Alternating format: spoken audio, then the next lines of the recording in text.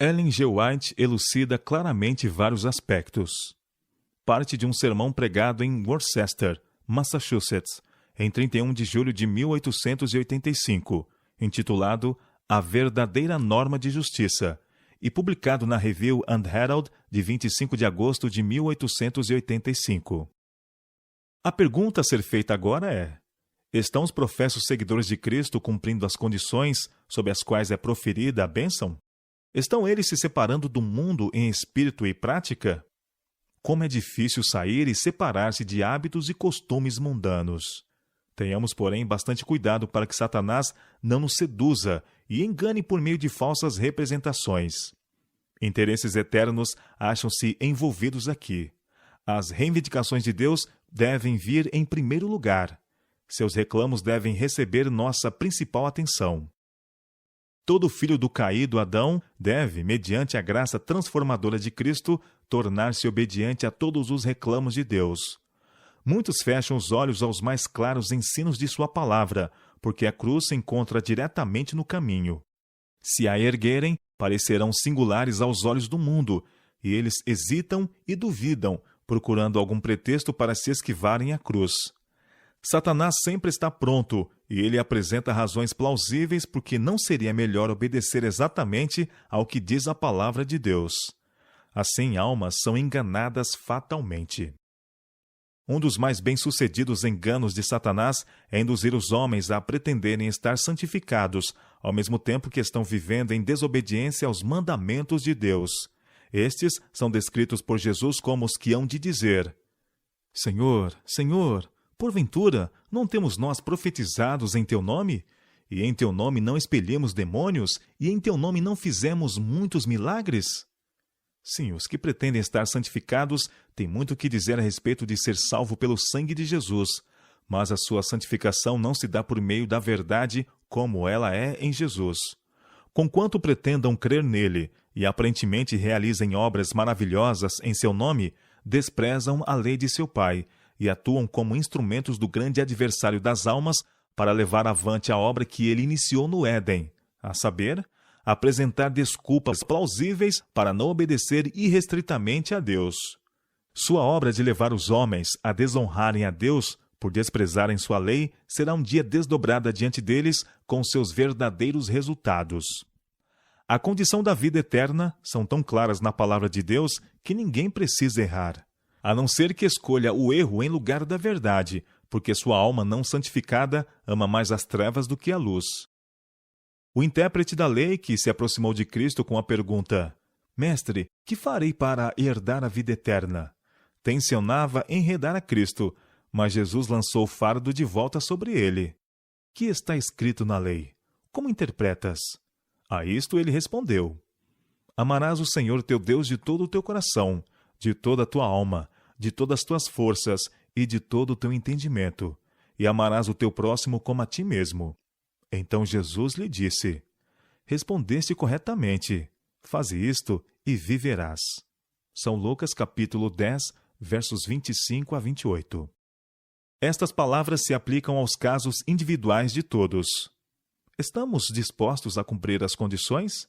Obedeceremos a Deus e guardaremos seus mandamentos? Seremos praticantes da palavra e não apenas ouvintes? A lei de Deus é tão imutável e inalterável como seu caráter. Tudo que os homens digam ou façam para anulá-la não altera os seus reclamos, nem os isenta de sua obrigação de obedecer. Necessitamos diariamente de iluminação divina. Devemos orar como Davi. Desvenda os meus olhos, para que eu contemple as maravilhas da tua lei. Salmo 119, verso 18. Deus terá um povo sobre a terra que vindicará sua honra dando valor a todos os seus mandamentos, e seus mandamentos não são penosos, nem um jugo de servidão. Davi orou em seus dias: Já é tempo, Senhor, para intervires, pois eles violam a tua lei. Salmo 119, verso 126. Nenhum de nós pode dar-se ao luxo de desonrar a Deus por viver na transgressão de sua lei. Negligenciar a Bíblia e dedicar-nos à procura do tesouro terrestre é uma perda incalculável. Só a eternidade revelará o grande sacrifício feito por muitos para obter honras terrenas e vantagens mundanas, em detrimento da alma, em detrimento das riquezas eternas. Poderiam ter tido aquela vida que se compara com a vida de Deus, pois Jesus morreu para colocar as bênçãos e os tesouros do céu ao seu alcance, para que não pudessem ser considerados pobres, infelizes e miseráveis na alta avaliação da eternidade. Ninguém que tenha tido a luz da verdade entrará na cidade de Deus como transgressor dos mandamentos. Sua lei constitui o fundamento de seu governo no céu e na terra. Se eles intencionalmente espezinharam e desprezaram sua santa lei na terra, não serão levados ao céu para realizar a mesma obra ali. Não haverá modificação do caráter quando Cristo vier. A edificação do caráter deve prosseguir durante o tempo da graça. Dia a dia, suas ações são registradas nos livros do céu, e no grande dia de Deus, eles serão recompensados segundo as suas obras. Então será visto quem receberá a bênção. Bem-aventurados aqueles que guardam os seus mandamentos, para que tenham direito à árvore da vida, e possam entrar na cidade pelas portas. Apocalipse capítulo 22, verso 14. Os que atacam a lei de Deus estão guerreando contra o próprio Deus. E muitos que estão cheios de grande amargura contra o povo de Deus que guarda os mandamentos fazem um maior alarde de terem uma vida santa e sem pecado. Isso só pode ser explicado deste modo. Eles não possuem um espelho a que possam olhar para descobrir por si mesmos a deformidade de seu caráter. Nem José, nem Daniel e nenhum dos apóstolos afirmou estar sem pecado. Os homens que viveram mais perto de Deus, os homens que sacrificariam a própria vida, de preferência a pecar intencionalmente contra ele, os homens a quem Deus honrou com divina luz e poder, reconheceram que eram pecadores e indignos de seus grandes favores. Sentiram sua debilidade e, pesarosos por seus pecados, procuraram imitar o modelo Jesus Cristo. Há somente duas classes sobre a terra: os obedientes filhos de Deus e os desobedientes. Certa ocasião, Cristo apresentou deste modo a obra do julgamento a seus ouvintes. Quando vier o Filho do Homem na sua majestade e todos os anjos com ele, então se assentará no trono da sua glória, e todas as nações serão reunidas em sua presença. Ele separará uns dos outros, como o pastor separa dos cabritos as ovelhas, e porá as ovelhas à sua direita, mas os cabritos à esquerda. Então dirá o rei aos que estiverem à sua direita: Vinde, benditos de meu Pai, entrai na posse do reino que vos está preparado desde a fundação do mundo. Porque tive fome e me destes de comer, tive sede e me destes de beber. Era forasteiro e me hospedastes, estava nu e me vestistes, enfermo e me visitastes, preso e foste ver-me. Então perguntarão os justos: Senhor, quando foi que te vimos com fome e te demos de comer, ou com sede e te demos de beber? E quando te vimos forasteiro e te hospedamos, ou nu e te vestimos? E quando te vimos enfermo ou preso e te fomos visitar? O rei, respondendo, lhes dirá: Em verdade vos afirmo que sempre que o fizestes a um destes meus pequeninos irmãos, a mim o fizestes. São Mateus capítulo 25, versos 31 a 40. Assim Cristo identifica seu interesse com o da humanidade sofredora.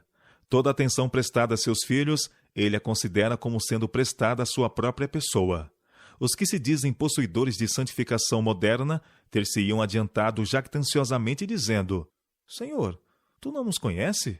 Porventura não temos nós profetizado em teu nome, e em teu nome não expelimos demônios, e em teu nome não fizemos muitos milagres? As pessoas aqui descritas, que fazem essas alegações pretensiosas, aparentemente entretecendo a Jesus em todos os seus atos, representam apropriadamente os que pretendem possuir santificação moderna, mas se acham em guerra com a lei de Deus. Cristo diz que eles praticam a iniquidade porque são enganadores, trajando as vestes da justiça para ocultar a deformidade de seu caráter, a maldade interior de seu coração pecaminoso. Satanás desceu nesses últimos dias para operar com todo o engano de injustiça aos que perecem. Sua majestade satânica opera milagres à vista de falsos profetas, à vista de homens, afirmando que ele é realmente o próprio Cristo. Satanás concede seu poder aos que o ajudam em seus enganos, Portanto, os que pretendem ter o grande poder de Deus só podem ser discernidos pelo grande detector, a lei de Jeová. O Senhor nos diz que, se possível, eles enganariam os próprios eleitos. As vestes de ovelha parecem ser tão reais, tão genuínas, que o lobo só pode ser discernido quando nos dirigimos ao grande padrão moral de Deus e descobrimos ali que eles são transgressores da lei de Jeová. Se já houve um tempo em que necessitamos de fé e iluminação espiritual, esse tempo é agora. Os que estão vigiando em oração e examinando diariamente as Escrituras, com um ardente desejo de conhecer e fazer a vontade de Deus, não serão desencaminhados por nenhum dos enganos de Satanás. Só eles discernirão o pretexto que homens astutos adotam para seduzir e enredar. Tanto tempo e atenção é dedicado ao mundo, ao vestuário e ao comer e a beber, que não sobra tempo para a oração e para o estudo das Escrituras. Precisamos da verdade em todos os pontos e temos de buscá-la como a tesouros escondidos. Iguarias e fábulas nos são apresentadas em todos os lados, e os homens preferem crer no erro a crer na verdade, porque a aceitação desta última envolve uma cruz. O próprio eu precisa ser negado, o próprio eu precisa ser crucificado. Por isso Satanás lhes apresenta um caminho mais fácil, invalidando a lei de Deus. Quando Deus permite que o homem siga seu próprio caminho, esta é a hora mais sombria de sua vida. Pois deixar que um filho obstinado e desobediente faça o que bem entender e siga a inclinação de sua própria mente, acumulando sobre si as nuvens mais escuras do juízo de Deus, é algo terrível. Satanás tem, porém, os seus agentes, que são demasiado orgulhosos para arrepender-se e que se acham constantemente em atividade para derribar a causa de Jeová e calcá-la aos pés. Que dia de tristeza e desespero, quando eles depararem com sua obra acrescida de todo o seu fardo de resultados. Almas que poderiam ter sido salvas para Jesus Cristo se perderam por causa de seus ensinos e influência. Cristo morreu por eles para que pudessem ter vida. Abriu diante deles o caminho, por meio do qual pudessem, pelos seus méritos, guardar a lei de Deus. Cristo diz: Conheço as tuas obras. Eis que tenho posto diante de ti uma porta aberta, a qual ninguém pode fechar. Apocalipse capítulo 3, verso 8. Quantos homens se esforçam para fechar essa porta, mas não conseguem fazê-lo. Eis o testemunho de João. Abriu-se então o santuário de Deus, que se acha no céu, e foi vista a arca da aliança no seu santuário. Apocalipse capítulo 11, verso 19. Sob o propiciatório, dentro da arca, estavam as 2 tábuas de pedra, contendo a lei de Jeová. Os fiéis de Deus viram a luz procedente da lei que incidiu sobre eles, para que fosse dada ao mundo. E agora a intensa atividade de Satanás é fechar essa porta de luz, mas Jesus declara que ninguém pode fechá-la. Homens se desviarão da luz e irão denunciá-la e desprezá-la, mas ela ainda brilha em raios claros e distintos para animar e abençoar a todos os que queiram vê-la. Os filhos de Deus terão um conflito renhido com o adversário das almas, e ele se tornará extremamente acerbo ao nos aproximarmos de seu fim. Mas o Senhor ajudará os que defenderem sua verdade.